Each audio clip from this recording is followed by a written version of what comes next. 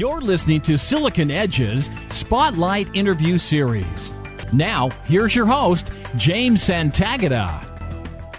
And to quickly summarize those earlier discussions, let me just say that we covered and analyzed what several aspects of the job market will look like in the near future, from around 2020 to 2025, and how that will affect both currently employed workers as well as those who are seeking jobs.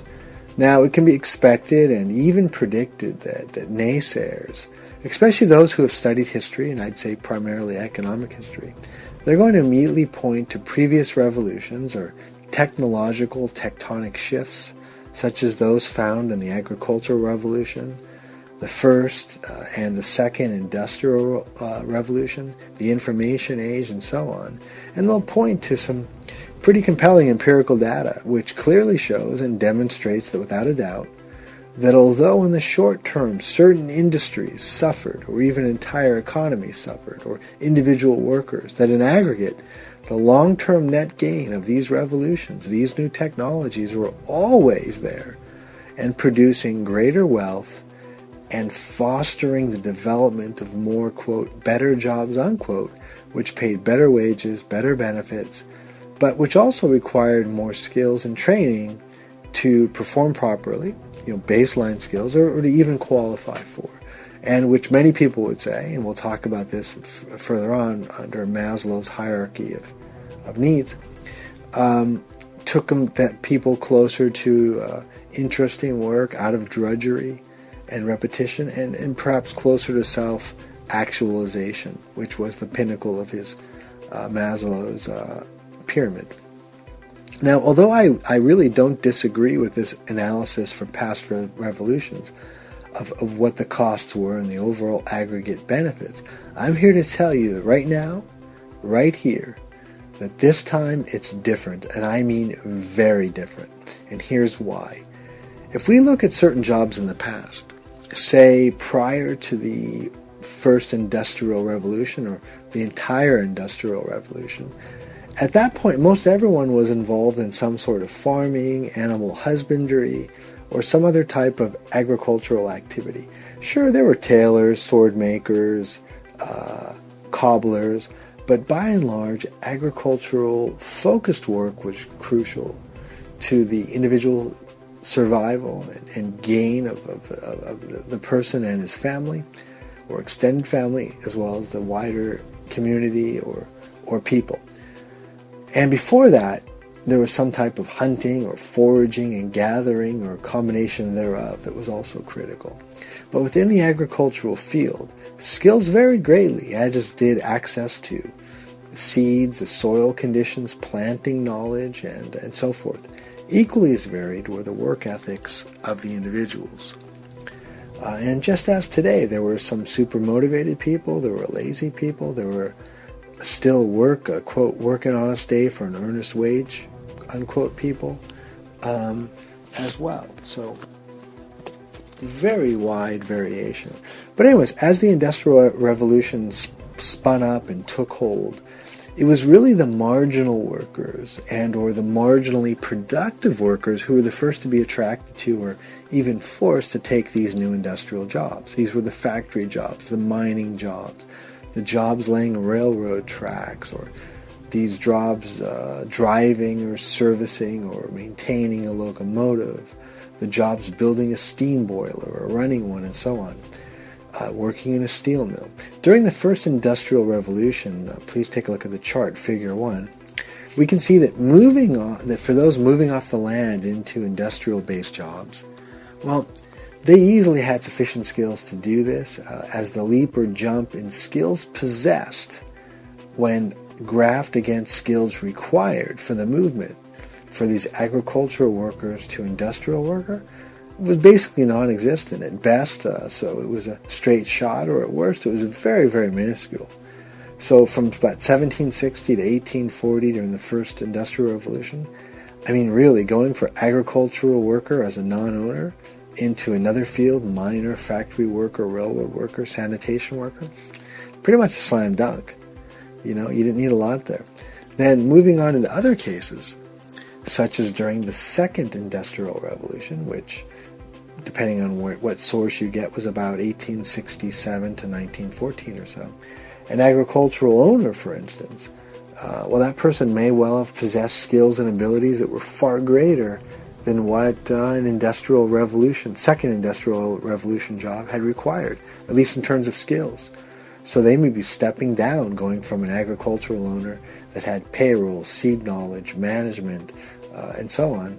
That's a little bit harder, actually, than being just a minor factory worker, railroad worker, or sanitation worker. So please look at Figure 2 for that.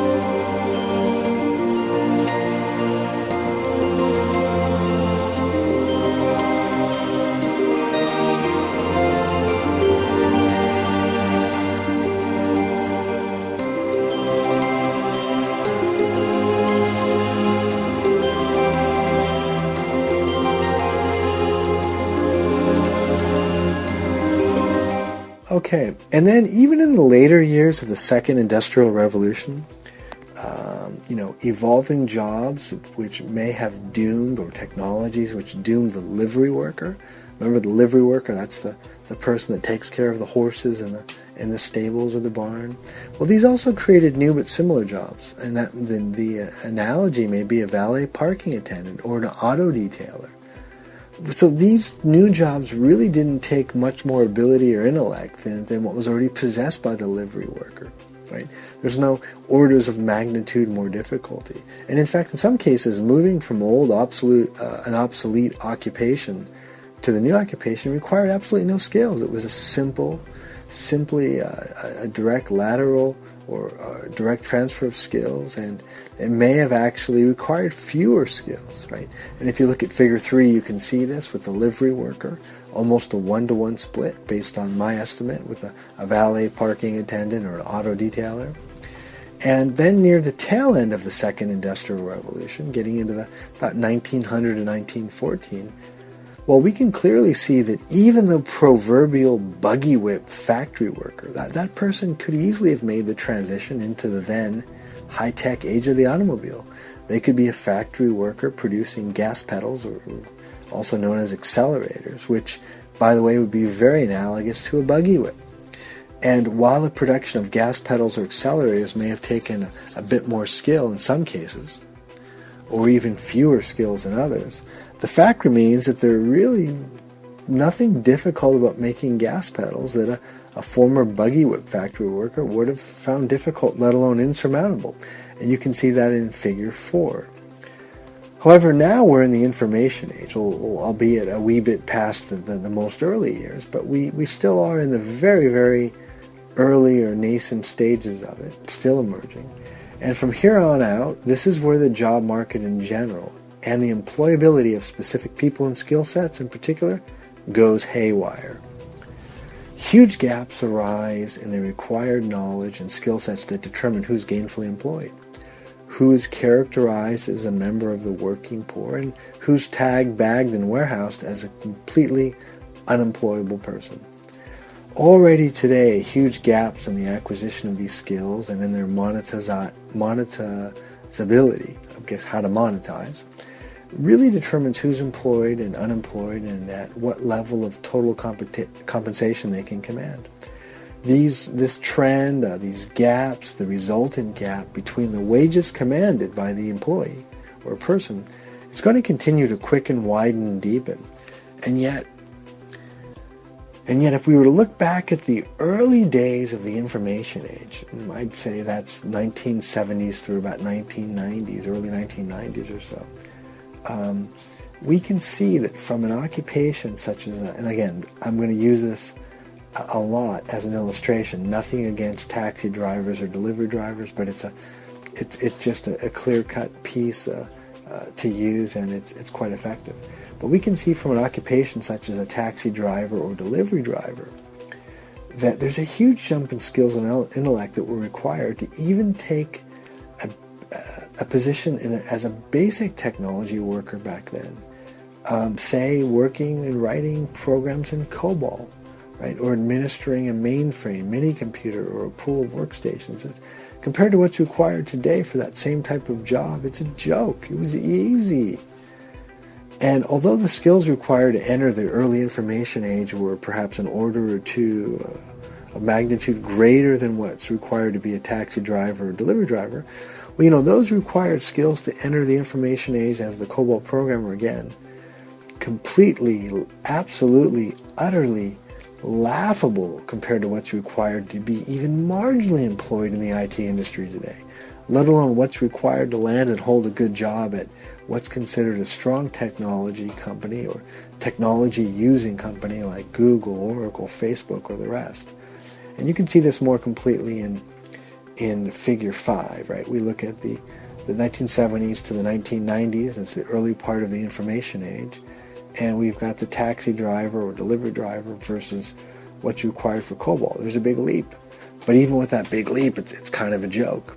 And yet, even these early COBOL programmers, and that's just to focus on one functional area, they were very well compensated, very prestigious. It offered many excellent perks, and it offers what I call the golden career path. You were set. You go to IBM, you're set.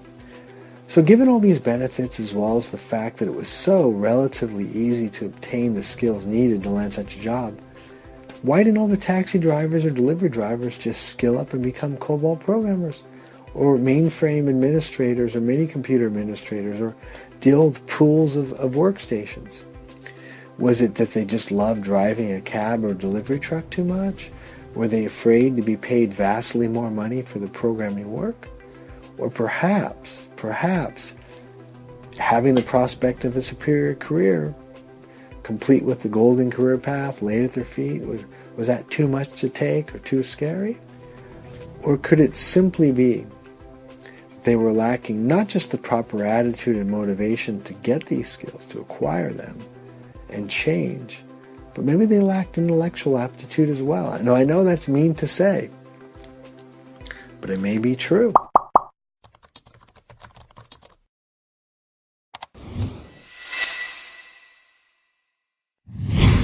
Global Vision, the global business mindset for high-performance executives and companies. All business is now global, with activities not just spanning countries, but more importantly, cultures and roles.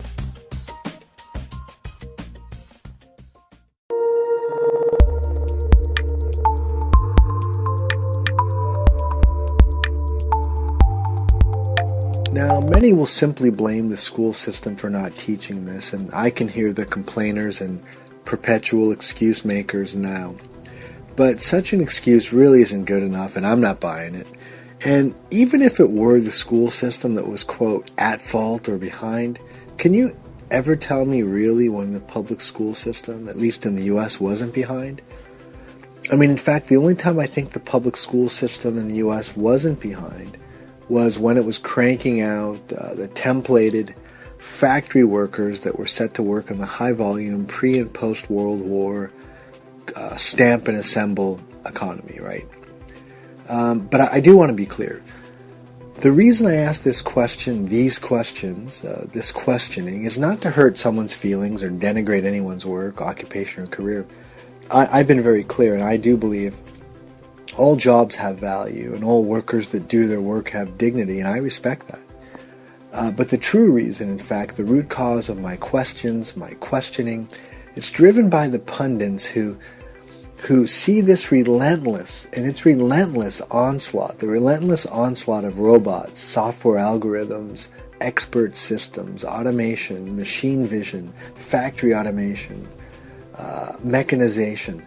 They see this and they see it consuming and now destroying a huge percentage of the manual labor and the lower level jobs currently in existence.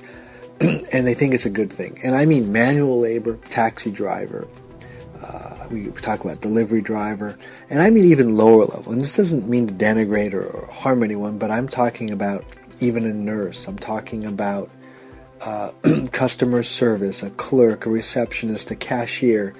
I'm talking about a concierge at a hotel. I'm talking about a tour guide. I'm talking about even a policeman, a security guard, a janitor, the call center person. I'm talking about even an accountant. And I'm even talking about dealing with a tech support person, maybe for Tier 0 or Tier 1 support. Okay? These things are all going away, are under heavy, heavy pressure. But for some reason, they think it's a good thing. In fact, these pundits seem to think this whole trend is something to be lauded and applauded. They see the destruction of these jobs as something which is going to, and believe me, I used to think this way too, until I got into coaching and really got into this, and I've been in the tech industry for 11 years in Silicon Valley, worked at some pretty prestigious companies at the time, and I thought so too, that these jobs would free people up from what they've currently been in, or from the current or formerly repressed laborers from their current drudgery, and really enable them to do greater things, take on work which is far more challenging in terms of being creative, or more psychological, emotional, or takes emotional or intellectual skill, or develop those skills, right, and to build it up. And the pundits further believe that freeing these workers from the wage slave jobs, or their, quote, miserable, unquote, existences, that somehow these folks are going to be able to get quickly and effortlessly up, or move upstream, enhance their skill sets to such an extent that they'll be able to move up Maslow's hierarchy of needs and move towards self-actualization, that they're going to be able to get into more knowledge skills, that the person who's working a concierge will be programming enterprise applications in Java, or the person in the cab will be flying a plane. I mean, that's how they're looking at this. And you can see the Maslow's hierarchy, if you're not used to it, listed as well. Now, the next thing I want to talk about is that, in theory, this could, and the pundits could, and probably are correct about this, in theory. And personally, I really wish they were correct. I mean, this is what I had imagined it when I was in, grade school and middle school, high school, even college, that this is the path for mankind. Because imagine the benefits to mankind, what we could accomplish if everyone were truly working to their God-given capacities and capabilities. If the time now endlessly spent watching TV, YouTube, playing video games, chasing skirts in a bar, fighting in the street, whatever. If all these were applied to producing and creating rather than simply criticizing, consuming, and complaining, where would we be? But the reality is, the pundits are nowhere near correct. In fact, I'll tell you that the pundits are dangerously incorrect. And I think this is especially true given the current, and dare I say, sorry state of the current skill sets and knowledge possessed by the very persons who will be most affected by these job market changes and the paradigm shifts that have happened and that are now on the near horizon.